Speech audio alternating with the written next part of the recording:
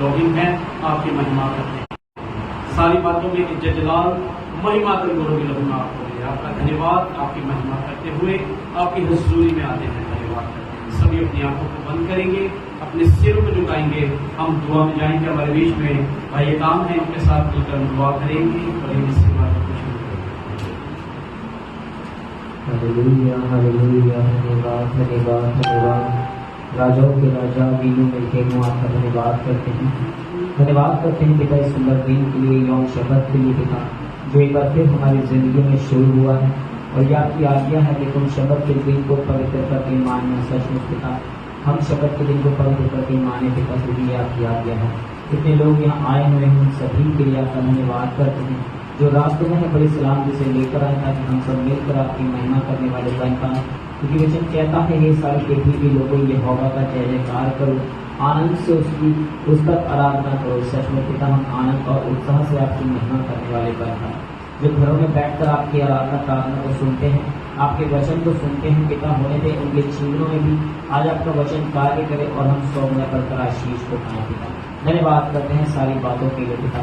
इज्जत जलाल गौरव आपको देते हैं, आप की इच्छा पूरी हो। इस विद्वान को होंगे ईश्वर में शिहाब के पवित्र और सामर्थ्य नाम से मांगते हैं, दया से सुने और कबूल करें, आमीन आमीन। आप यहोवा की महिमा की एक गीत गाएंगे, सारा जलाल यीशु राजा तू दिल में समा जा, मैं सदा तेरी मैं सदा तेरी मैं सदा तेरी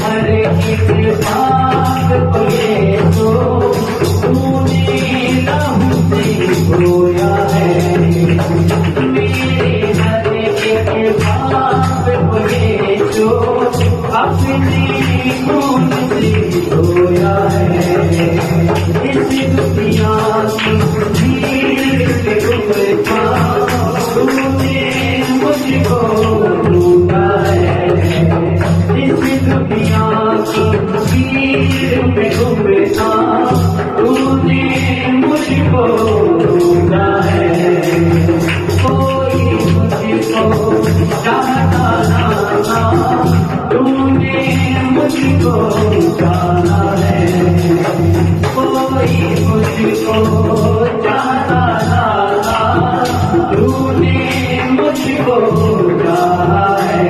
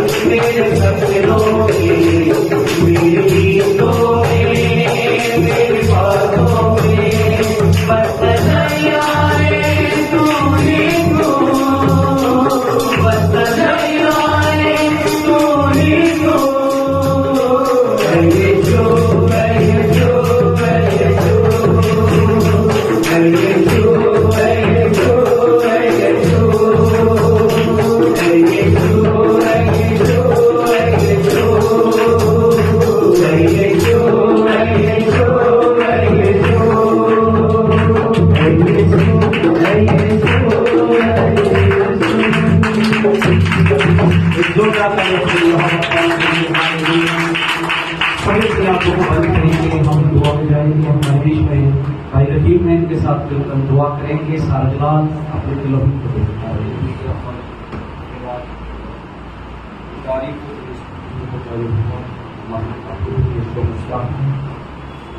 अपने जीवनों को अपनी हजूरी में समर्पित करते हुए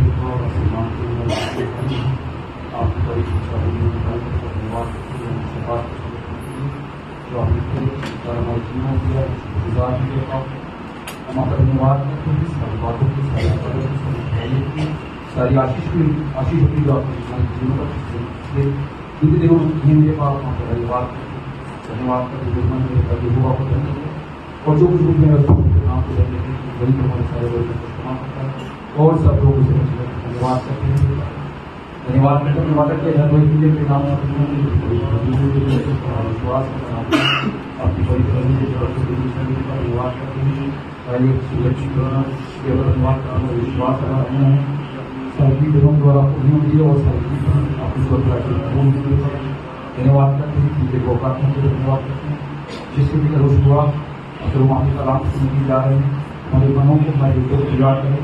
अगर कलाम हमारे पाँव की दीपक हमारे मारो को उजाड़ वहाँ का धन्यवाद करते हैं। हम सब भी अपने जीवनों को आपकी गोद हाथों में लेते रहता हूँ।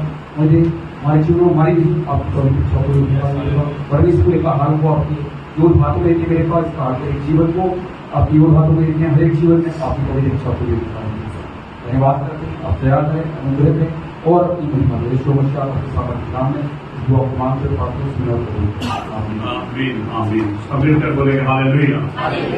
युद्धे बाप है सबको शब्द श्लोक जय सीखी यहोवा आप सबको आशीष दे। यौम शबात के लिए एक बार फिर से मिलकर हम यहोवा की उपस्थिति में हैं।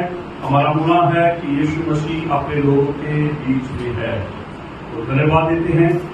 हम अपनी क्लास को जब शुरू करेंगे 119 के द्वारा हमारा विश्वास है कि जो कुछ भी हम यहोवा की उपस्थिति में सीखते हैं वो हमारे लिए एक बड़ी आशीष का कारण आता है। आइए हम 119 का इंतजार करेंगे।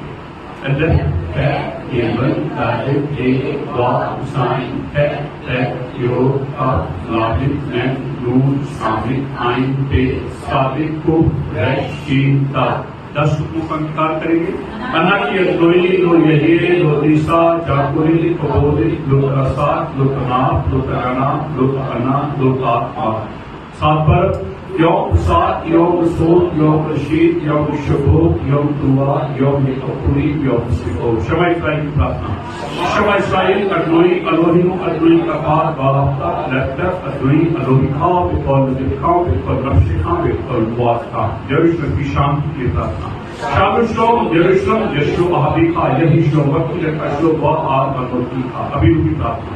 अभी नहीं शबाश शीन माताओं बलपुर का याद से रहने का केवल शबाई कहनो आरे से प्रेकर भूपेनु तैनानु भयो उससे लक लाम अलग कहनो कहते ससुर की गम अनाकनो लाखों लाम प्यार के लिए दिलिसियों की काल नवीन हारा की का मुलाका प्यार के पूरा प्यार के देव में पूरा भी बेहतर बोलेगा हालेलुया। ये बाप है। आज एक फिर से मिलकर हम लोग शबात में कुछ बातों को सुनेंगे सीखेंगे। हमारा अनुमान है कि यीशु अपने लोगों के बीच में आमीन बोलेंगे। तनाक जिसे पुराना नियम कहते हैं तनाक है। तनाक जो है 3 अक्षरों से बनता है। कितने अक्षरों से? हाँ, ताप नून कफ। क्या क्या? हाँ, 3 अक्षर हैं। ताप से है तोरा, नून से है नबीर यानी कि नबियों के द्वारा, और कफ से है कुतुबीन यानी कि लिखा हुआ। तो जब इन तीनों अक्षरों को जोड़ते हैं तो क्या बन जाता है? तनाव, जिसे आज हम अपनी भाषा में कहते हैं पुराना नियम। तो नए नियम को कहते हैं खदास वृत्त, यानी कि खदास का अर्थ होता है नमिर, वृत्त का अर्थ होता है वाचा, न्यू वाचा। अभी बोलेंगे तो जो जितना भी पुराना नियम है वो सारी शैडो है। शैडो का मतलब क्या है? छाया। बोलो, शैडो का मतलब छाया है। तो इसका अर्थ है हकीकत है। इसका अर्थ है अगर पुराना नियम शैडो है किसकी? नए नियम की, तो फिर नया नियम पुराने नियम से पहले के बाद में? नहीं, शैडो पहले आएगी जब जिसकी शैडो है वो पहले होगा। जो पहले होगा उसी की शैडो होगी। हाँ, तो नया नियम जो था वो पहले था। नया नियम की शैडो कौन है? पुराना नियम, जिसे हम कहते हैं तनाव। आमीन बोलेंगे। अब मैं आपको देखो कनेक्शन जोड़ना सिखाऊं कैसे जुड़ते हैं, शैडो कैसे निकल के आएगी बात। ठीक है, आदम से लेकर नूह तक कितनी पीढ़ी? 10 पीढ़ी। बोल सकते हैं ना हम? आदम, शीश, अनूश, कैनन, मारे, हनोक, नूह, 10 हो गए ना। तो नूह से अगली 10 पीढ़ियों में कौन है? नूह से अगली 10 पीढ़ियों में जहां 10 पीढ़ी आगे खत्म होगी, आदम से 20वीं पीढ़ी अब्राहम। आदम से 20वीं जो पीढ़ी है, उत्पत्ति से लेकर आदम से लेकर नूह तक 10, नूह से लेकर अब्राहम तक 10। तो फिर सीधा हम आदम से अब्राहम आएंगे तो कितनी पीढ़ी? 20 हो गई। अच्छा, 20 के पीछे 2 अक्षर आते हैं, 0 और 2। तो 0 को हटाएंगे, क्या रह जाएगा? 2 रह जाएगा। तो एक दिन कैसे होगा? 1000। तो 2 दिन। तो यहोवा ने आदम के बाद अब्राहम तक 2000 साल तो किसको भेजा? अब्राहम को। अच्छा, तो बाइबल कहती है अब्राहम नबी है। अब्राहम नबी। चलो पढ़ो उत्पत्ति 20:7 में।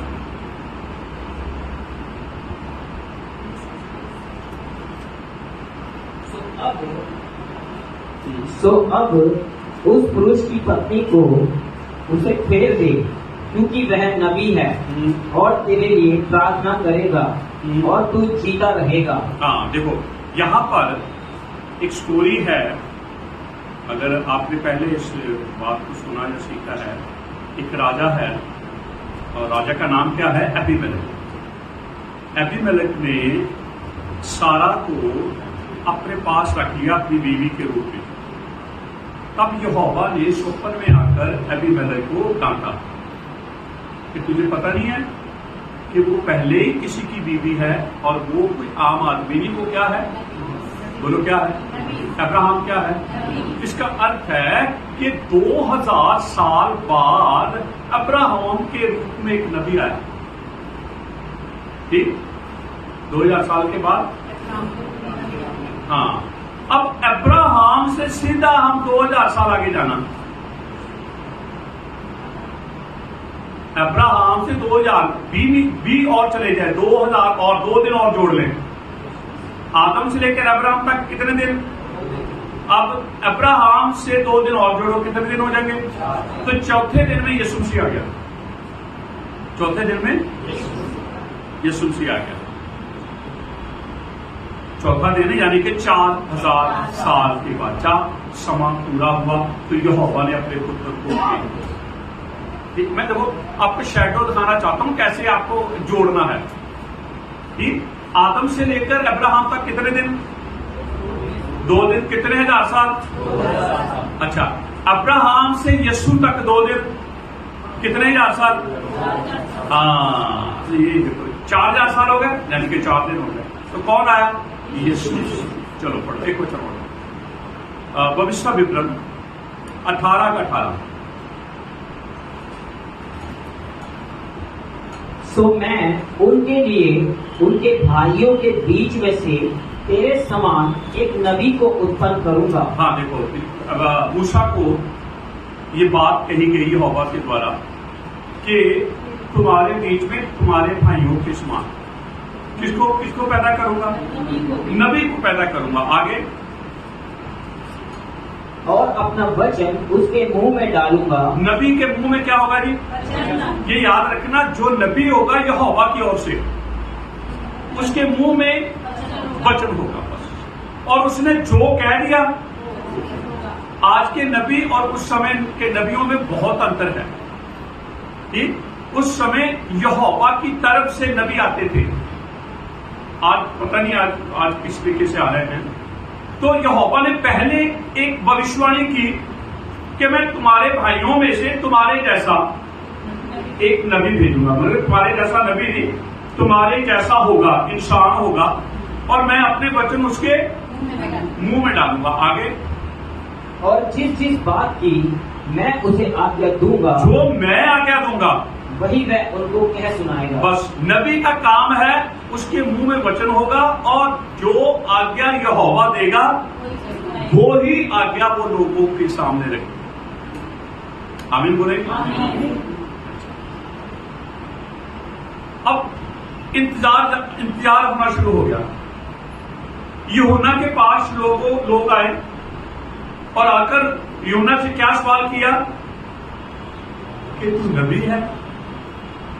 कि तो नबी तो था वो, पर वो नबी नहीं, भविष्य विपरीत 18 वाला नबी नहीं। नबी तो है पर वो नबी नहीं। वो कहता मैं नहीं हूं, है तो था नबी वो। यूहन्ना तो नबी था, यूहन्ना जाजक भी था, है ना। लेकिन वो कहता मैं वो नबी नहीं, मैं नबी तो हूं पर वो नबी मैं नहीं हूं। इसका अर्थ है तो फिर वो कौन सा नबी था? वो था यीशु मसीह। कौन था? यीशु मसीह। चलो पढ़ो, लूका 7:16।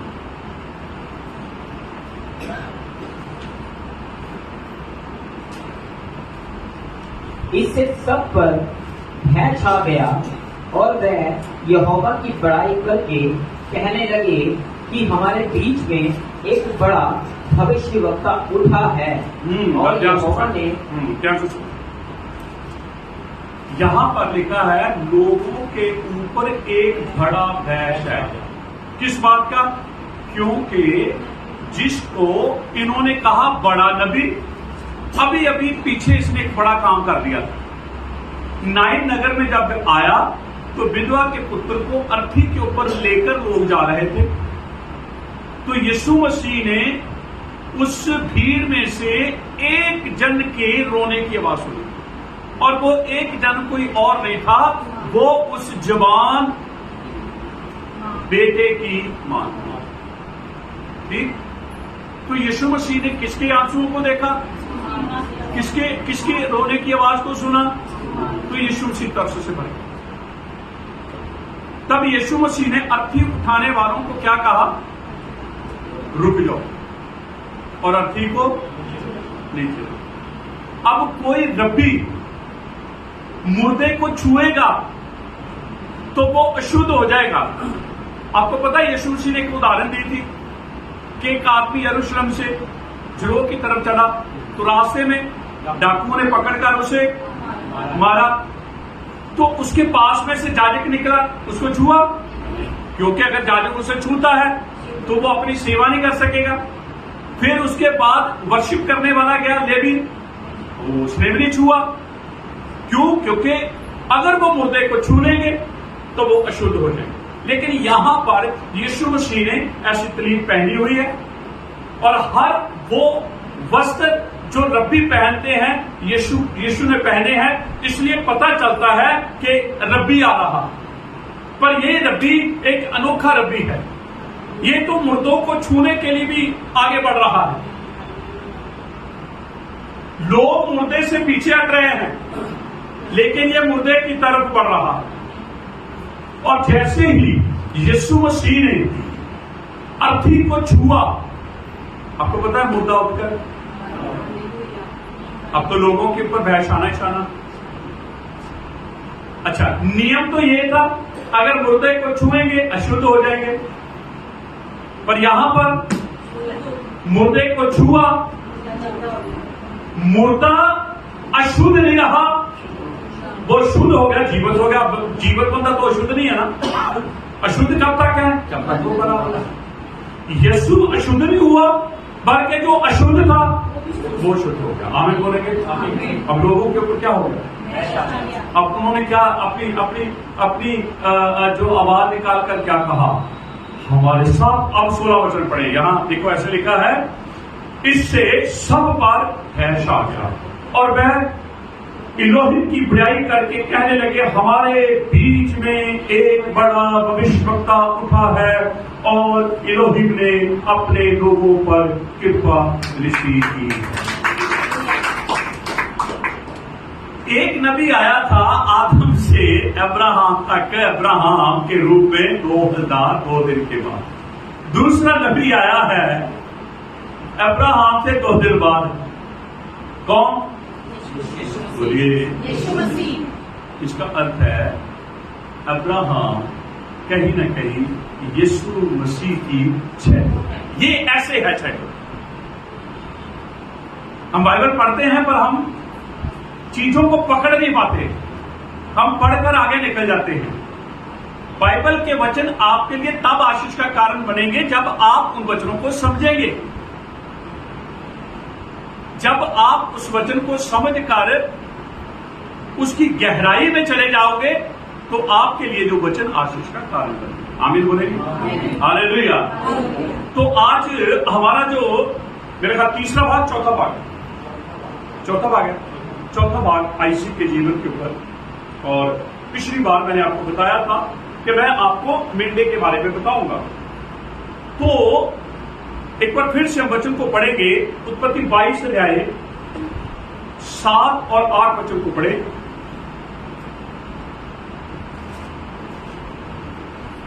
इसहाक ने अपने पिता इब्राहिम से कहा, हे मेरे पिता। अब्राहम ने कहा, हे मेरे पुत्र, क्या बात है?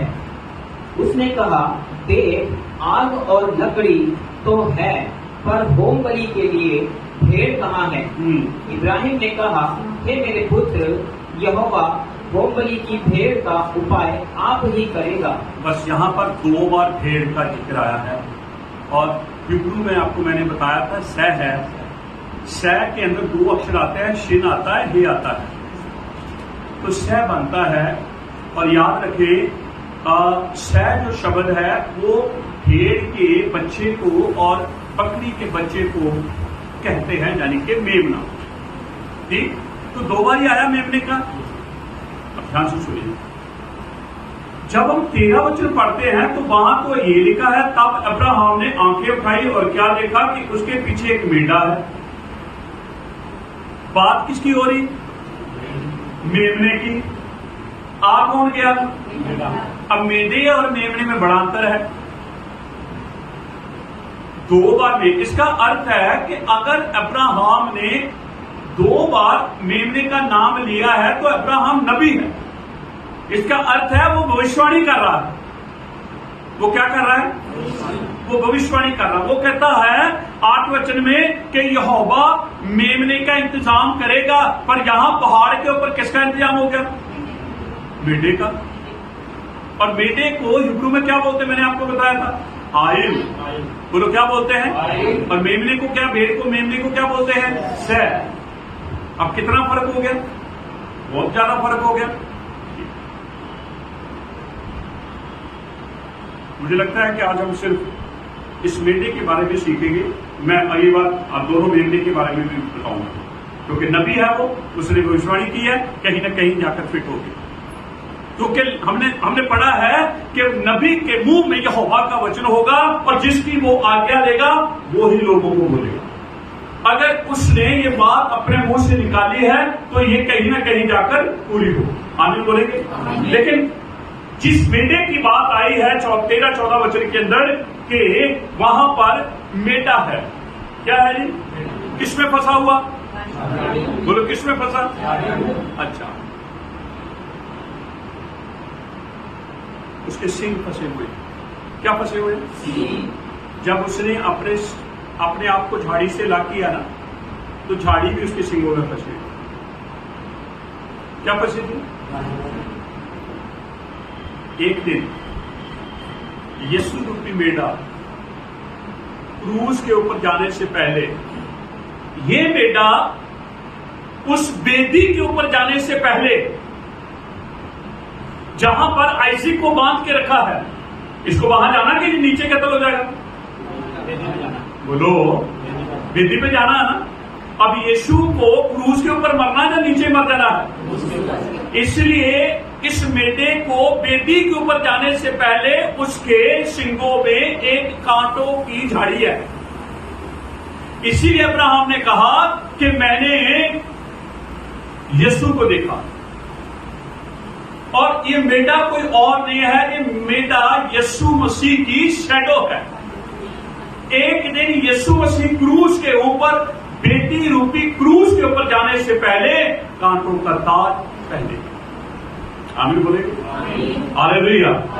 पर नीचे उसको कांटों का ताज पहनाया गया, जैसे बेटी के ऊपर जाने से पहले मेढ़ा एक झाड़ी में फंसा। Hallelujah, hallelujah. हम अब्राहम को देखते वो यीशु की शैडो है, हम मेढ़े को देखते वो यीशु की शैडो है। अब आइजिक को बेदी के ऊपर बांध के रखा है, तो वो वहां से अब्राहम यीशु को देख रहा क्रूस के ऊपर बंधे हुए। और उसके बाद बेदी में से ये पहली बार हुआ कि कोई चीज, कोई कुर्बानी बेदी के ऊपर रखी और जीवन वापस आ गई। इतनी कुर्बानियां हुई, किसी कुर्बानी का नाम नहीं आया कि कोई बेदी के ऊपर रखी हुई कुर्बानी जीवत उठकर खड़ी हो जाए।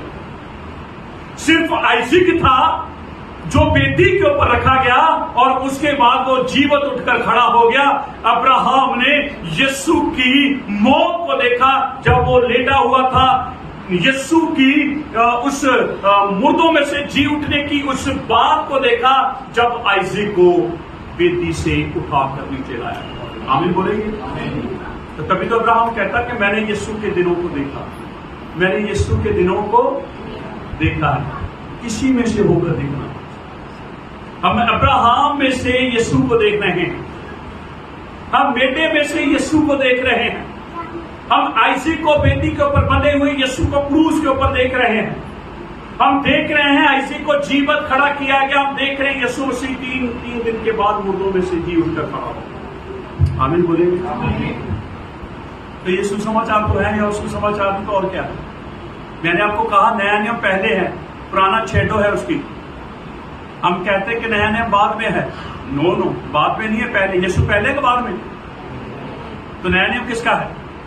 यीशु की मौत तो वही तो दिखाता है, मारा गया, काटा गया, तीसरे दिन मुर्दों में से जी उठा। ठीक है, तो अब ये मेढा यहां कैसे आ गया?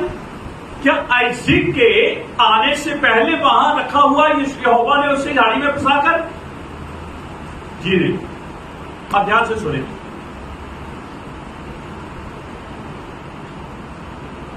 यीशु मसीह आज से 2000 साल पहले पृथ्वी के ऊपर आकर क्रूस के ऊपर जाकर उन्होंने अपनी जान दी। ठीक, हमें लगता है कि यीशु मसीह ने 2000 साल पहले जान दी, लेकिन बाइबल के अनुसार यीशु मसीह तो उत्पत्ति की नींव रखने से पहले ही वध कर दिया गया, उसको कुर्बान कर दिया गया, क्योंकि ये तो लिखा हुआ वचन में।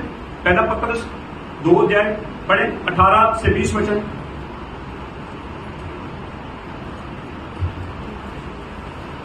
हे सेवकों, हर प्रकार के भय के साथ अपने स्वामियों के अधीन रहो। हाँ, पहला पत्रस 1:18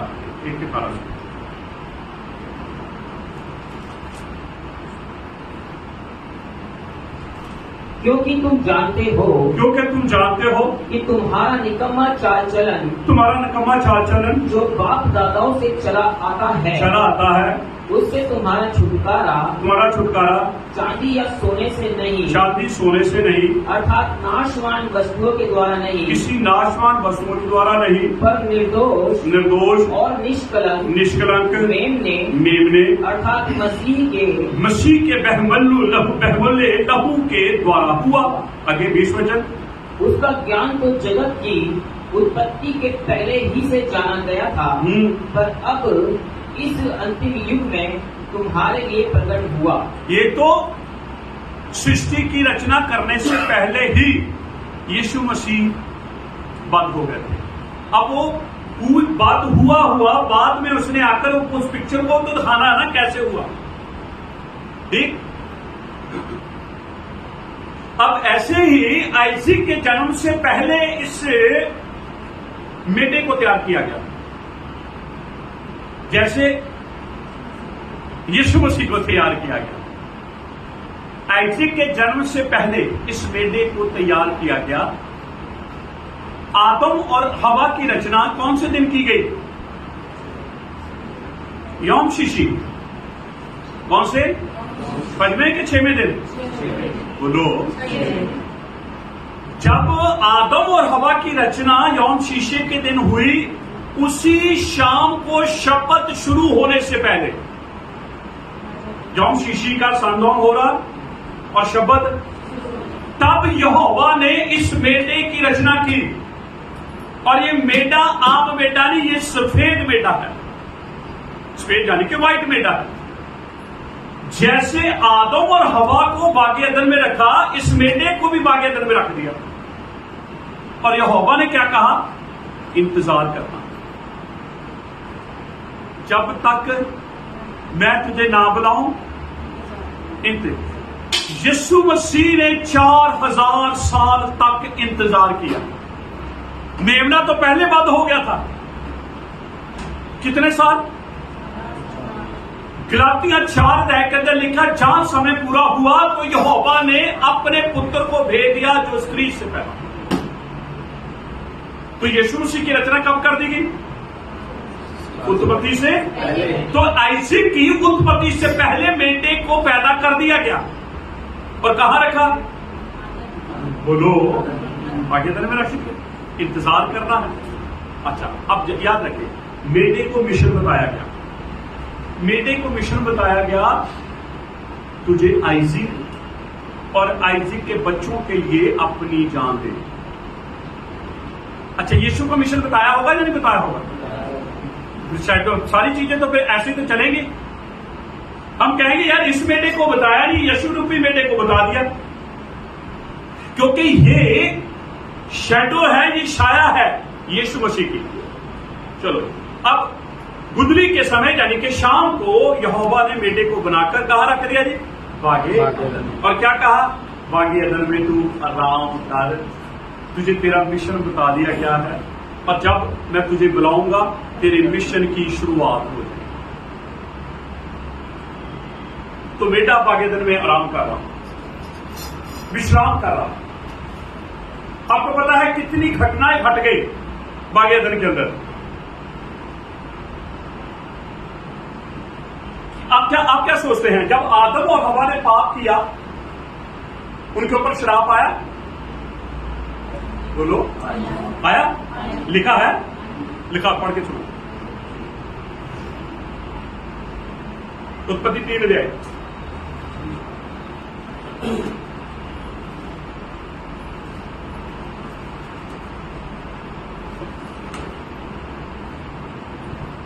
आपको पढ़ना है 8 वचन से।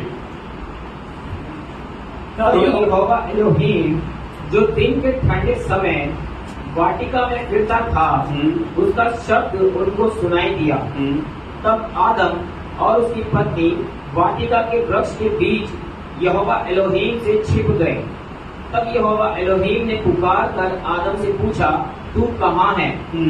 आदम ने कहा, मैं तेरा शब्द बारी में सुनकर डर गया, क्योंकि मैं नंगा था इसलिए छिप गया। यहोवा ने कहा, किसने तुझे चिताया कि तू नंगा है? जिस वृक्ष का फल खाने को मैंने तुझे मना किया था, क्या तूने उसका फल खाया है? आदम ने कहा, जिस स्त्री को तूने मेरे संग रहने को दिया है, उसी ने उस वृक्ष का फल मुझे दिया और मैंने खाया। बस आगे जाकर 2 चीजें आएंगी। आदम, अब तू अपने खून पसीने की कमाई कर, ठीक? और औरत को क्या कहा? और तेरा खिंचाव तेरे पति की तरफ। हम बाइबल को पढ़ते ही अच्छी तरह से। सिर्फ शराब शैतान के ऊपर आया, ना आदम के ऊपर आया, ना हवा के ऊपर आया, क्योंकि लिखा ही नहीं। 14 वचन में क्या लिखा है? तब यहोवा ने सांप से कहा, तूने जो ये काम किया इसलिए तू सब घरेलू पशुओं और सब जंगली पशुओं से अधिक श्रापित है। उनके साथ तो आए। हम तो क्या सोचते हैं,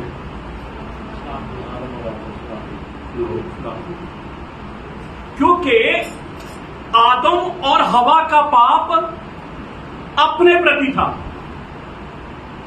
यहोवा के प्रति नहीं था।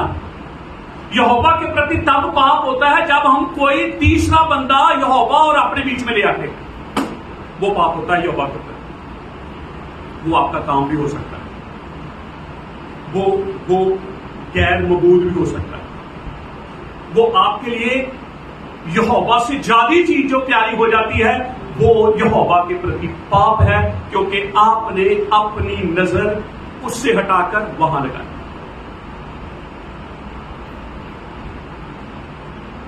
कैन और हावल का जो पाप था, कैन का जो, देखो कैन को श्रापित कहा, कारण कैन का पाप दूसरे के प्रति था। जब हम दूसरे, अब पापों की श्रेणियां हैं, आप पता एक कोई रस्से ना घोड़ा गधा बांध के इकट्ठा करके रख दे, घोड़ा है गधा बस। ये पापों की श्रेणियां हैं, कभी बैठकर दुआ करना, पूछना यहोवा से हम अपने प्रति, इन्होंने अपने प्रति पाप किया इसलिए इनके ऊपर दुख आ गया। आदम ने हवा की बात सुनी, हवा के ऊपर दुख आया या आदम के ऊपर आया? ना, आदम के ऊपर आया, हवा के ऊपर हवा के लिए आया, लेकिन वो श्राप नहीं है। श्राप तब आते हैं जब हम यहोवा के खिलाफ जाते हैं, क्योंकि शैतान यहोवा के खिलाफ गया। किसके खिलाफ? आपको पता, उसने कहा यहोवा ने सचमुच तुम्हें मना किया है, तो सच्चाई कौन है? यहोवा। शैतान झूठ है। शैतान ना तो आदम के खिलाफ आया, ना हवा के खिलाफ आया। किसके खिलाफ आया? इसलिए वो श्रापित हुआ। जब हम यहोवा के खिलाफ आएंगे, हम श्रापित हो जाएंगे। इसलिए बहुत सावधान रहना पड़ेगा। ये पापों की श्रेणियां हमें पता होनी चाहिए। कैन ने अपने भाई का दूसरे के प्रति पाप किया है, इसलिए वो श्रापित है। किसका खून किया उसने? तो यहोवा क्या कहता? खून। तो फिर ये दूसरे के प्रति पाप है या अपने प्रति पाप है? दूसरे के प्रति पाप है। आदम का पाप अपने प्रति था, इसलिए उसके ऊपर कष्ट आया। कभी कभी हम अपने प्रति पाप करते हैं, हमारे ऊपर कष्ट आते हैं, हमारे ऊपर दुख आते हैं। ठीक है, मेरी ये नहीं, ये स्टोरी नहीं है मेरी, लेकिन किसी दिन मैं इसी बात के ऊपर भी आप लोगों को बताऊंगा। तो मैं ये बता रहा हूं कि बागे अदन में उस सफेद मेढे को रखा, मेढे को नहीं रखा, मेढे को रखा, आयल को रखा। उसको मिशन बताया गया, तुझे आइसिक के बच्चों को तुझे बचाना। यीशु मसीह को मिशन बताया गया, तुझे मानव जाति को बचाना। 3:16 क्या कहता ही होना?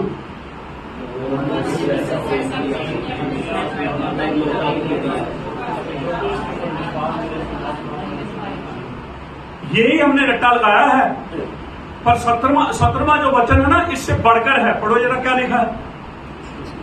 अब ये देखना, ये दोनों वचनों को मैच करना। यहोवा ने अपने पुत्र को जगत में इसलिए नहीं भेजा कि जगत पर दंड की आज्ञा दे, परंतु इसलिए कि जगत उसके द्वारा उद्धार पाए। अब दोनों को मैच करो। ये रूढ़ है, ये गहरा है। वो तो हम सबको पता है, यहोवा ने अपने जगत से प्यार कर दिया जी, अपने इकलौते पुत्र को दे दिया, जो कोई विश्वास करे। लेकिन यहां क्या, कितने साफ तरीके से इस बात को लिखा। हालेलुया। तो यीशु मसीह को मिशन बताया गया था। तेरा मिशन है, तुझे मानव जाति के लिए जान दे। मेढे को बताया गया, तेरा मिशन है, क्या करना तुझे? इसहाक और इसहाक के बच्चों के लिए तुझे कुर्बान। पर कहां रहना तुझे? कहां रहना? जब तक मैं तुझे नहीं बुलाता तब तक तू बागे दिन। आपको पता है, मैं आपको बताना चाहता हूं बागे दिन में क्या क्या घट गया। बागे दिन के अंदर आदम और हवा को बहका दिया गया और उन्होंने खुद अपने प्रति पाप कर दिया। उनका पाप यहोवा के प्रति नहीं है, इसलिए उनको ढांप दिया गया। हालेलुया। कैन को क्यों नहीं ढांपा?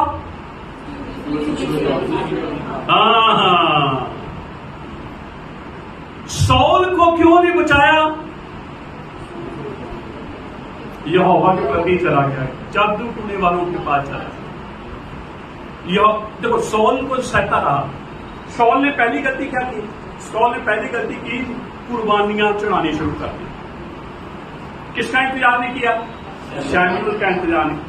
कुर्बानियां चढ़ाना राजे का काम नहीं है, एक न्यायी का, एक नबी का, एक जाजे का काम है। सौल भी नबी है, पर जाजक और न्यायी ही उन दिनों के अंदर कुर्बानियां चढ़ा सकते थे। तो उसने क्या किया? इंतजार नहीं किया, चढ़ा नहीं। चलो, उसके बाद यहोवा ने उसे कहा अमलेकियों को खत्म करना। वहां भी गलती कर रहा है। फिर यहोवा ने, फिर उसने क्या किया? अपने नाम को जीवित रखने के लिए एक पिलर स्थापित कर दिया कि जो कोई देखेगा वो कहेगा जी सौल ने खड़ा किया। तो यहोवा इन चीजों से तो घृणा करता है। फिर उसने क्या किया? आखिर में जादूगरनी के पास जा, तो फिर तो तुम यहोवा के खिलाफ जाओगे, जाके है यहोवा के खिलाफ। अब शमूएल ने कहा कल तू और तेरे बच्चे मेरे साथ। हालेलुया। क्योंकि पाप की मजदूरी, बहुत सारे पाप लिखा है कि बहुत सारे पाप मौत की ओर लेकर जाते हैं। क्योंकि ऐसे भी पाप है जो हमें मौत की ओर लेकर जाते हैं। हालेलुया। तो सुने, जैसे ही हम पढ़ते हैं बाइबल के अंदर कि आदम और हवा ने पाप किए और अपने प्रति उन्होंने दुख और क्लेश संकट को ले आए, तो उसके बाद यहोवा का फैसला था बागे अदन से वो बात है गया या नहीं गया। उसके बाद क्या किया? बागे अदन से बाहर निकालने के बाद क्या किया? बागे अदन का द्वार बंद कर दिया,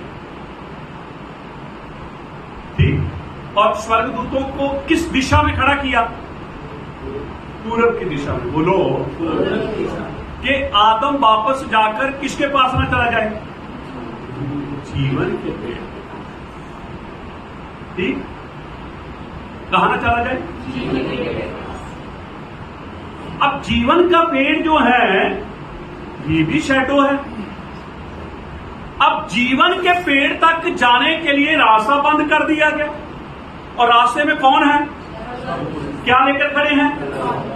अब तो कोई जा नहीं सकता। 4000 साल पहले बाद कितने? एक पूरब में तारा चमका, बोलिए अब जीवन का पेड़ बाहर आ गया।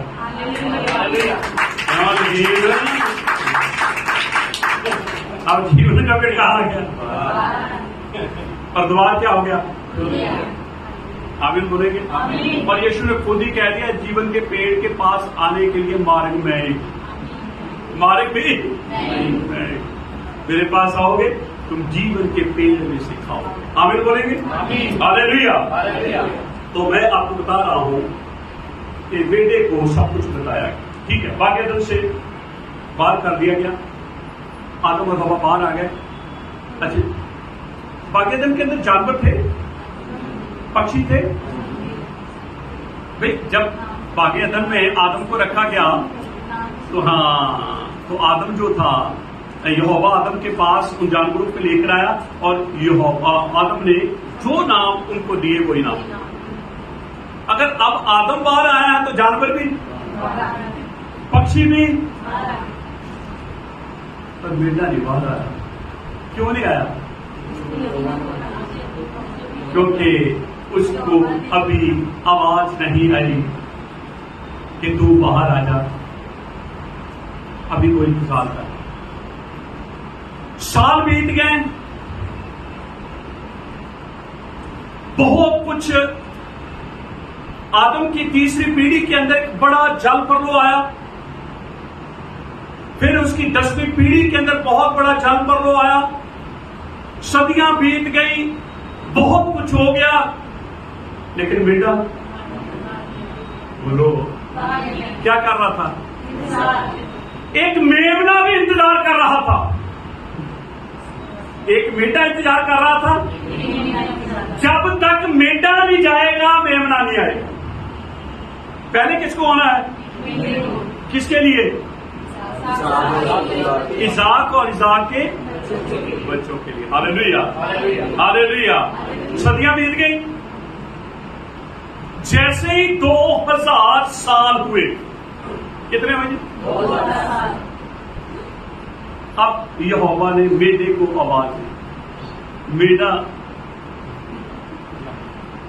खड़ा हो गया, बड़ा खुश है, बहुत खुश है, उछलने लगा, कूदने लगा कि अब मैं उस मिशन को पूरा करूंगा जिस मिशन के लिए यहोवा ने मेरी रचना। आमीन बोलेंगे। हालेलुया। जैसे ही बागे अदन से बाहर निकलने लगा, अब शैतान उसके पास आ गया। आपको पता मेढे को क्या कहा उसने? बाहर जाएगा मर जाएगा, बाहर जाएगा, बाहर जाएगा। मेढे ने आवाज को सुन लिया। अब मेढे को फैसला लेना है कि मैं बाग में रहूं जहां आनंद है। आदम के लिए आनंद खो गया है, हवा के लिए आनंद खो गया है, पर मेढे के लिए आनंद नहीं खोया। यीशु मसीह स्वर्गीय स्थानों में है, वो आनंद से भरा हुआ है। हालेलुया। लेकिन वो भी इंतजार कर रहा है, वो पिता की आवाज को सुन रहा कि पिता मुझे जब जाने के लिए कहेगा, लेकिन उसको भेजने से पहले पिता उस मेढे को भेजेगा जो मेढा यौम शीशी के शाम के समय बनाकर बागे अदन में रख। और जैसे ही मेढा बागे अदन के द्वार पर आया, निकलने वाला था, कौन आ गया? बोलो, क्या कहने लगा? याद रखिए, शैतान को पता है, शैतान को पता है मेढे का मिशन क्या है, और शैतान मेढे के मिशन को रोकने लगा। मेरे और आपके पास जो मिशन है उसे पता है। हम जैसे ही मिशन के लिए बढ़ेंगे, वो आकर हमें रोकेगा नहीं। हालेलुया। सारी महिमा हम यीशु मसीह के नाम को देते हैं। अगली बार मैं बताऊंगा कि मेढे के साथ क्या हुआ। आइए हम सब अपनी आंखों को बात करें। सारी महिमा यीशु मसीह के नाम को देते हैं। बड़ा समा धन्यवाद है आज के सुंदर समय के लिए। हम पास्टर अब्राहम के साथ दुआ करेंगे। हालेलुया। धन्यवाद करते हैं स्वर्गीय पिता, जमीन और आसमान के मालिक, युगे वावे, हम आपके पुत्र अपने उद्धारकर्ता मशाक यीशु की रोशी में झुककर आपकी हजूरी में आते हैं। धन्यवाद करते हैं यौम शबात के लिए, जो आप हमारे जीवन के लिए, हम आपका धन्यवाद करते हैं। धन्यवाद आज की इबादत के लिए, आज की संगति के लिए, आज के दावे, आज के वचन के लिए। सचमुच आपके वचन के खुलने से प्रकाश होता है। हम आपका धन्यवाद करते हैं। ये वचन हमारे जीवनों में 100 गुना आशीष को लेकर आपके बैन को भी आपके हाथों में सौंपते हैं। सारी महिमा कर आपको देते हैं। मशाक यीशु आपकी कदोश में होकर ही दुआ को या बारूक अदरोई बा यशमेरेखा या और अदरोई पानक इलेका बा यहुरखा या से अदरोई पानक इलेका यशमेरेखा शालोम। आमीन आमीन।